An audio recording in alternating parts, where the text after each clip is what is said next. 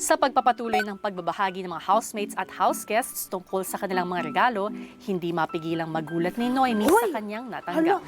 Umawa talaga siya dito. Ano? Well, Jara Santo Niño. You know, in Cebu, there is this festival sa, Sinulog ang tawag. Siya kasi yung parang karamay ko noon, nung bata pa ako. Sino padala dito is si Ate Jovi. We were very close when we were young. Ooh! Close na close kami dati. So, para ako na kasi siyang second mother kasi inalagaan niya ako dati pa. Santo Niño kasi yung parang agapay ko the whole time. So, thank you so much. Matapos ni Noemi, si Colette naman ang nagbukas ng kanyang regalo. Sa adoptive mother ko. Ay! Ay, mga baang yan na walang langit. Remember? Oo, yung palabas na yun. Kasali ka dyan? Ako to. Nag-ano lang sa dingding ba? Daanin man sa biro at pagpapasaya ni Colette, hindi pa rin niya maiwasan maluha dahil sa kanyang mga napagdaanan.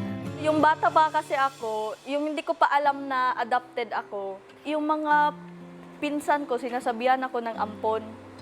Kahit yung mga tito ko, ampon, ganon. Wait lang.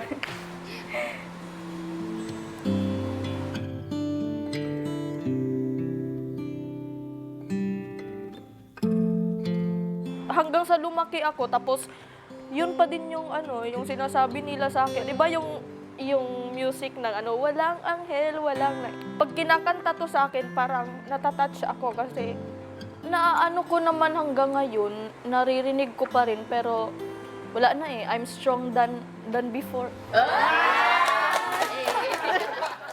Correct, Colette. Proud kami sa'yo. Matapos ni Colette, anong mahalagang regalo naman kaya ang makukuha ni Binsoy?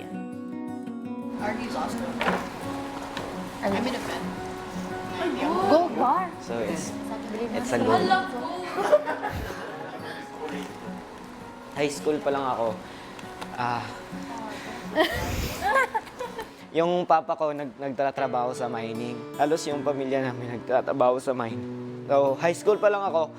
Kumbaga, buhay na kami magtatrabaho para lang mataguyod yung araw-araw namin na pamumuhay. And then, kahit nakikita ko na nahihirapan sila papa at sila mama para lang makapag-aral, tsaka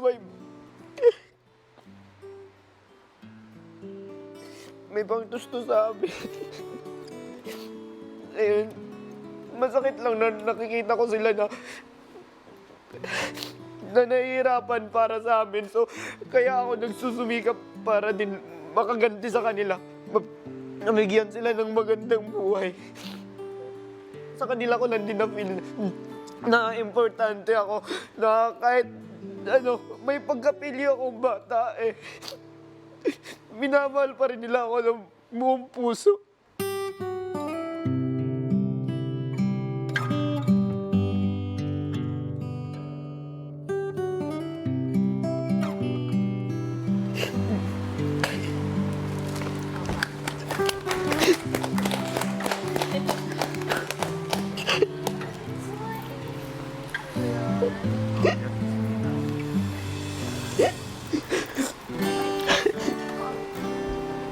Everyone, let's give him a hug.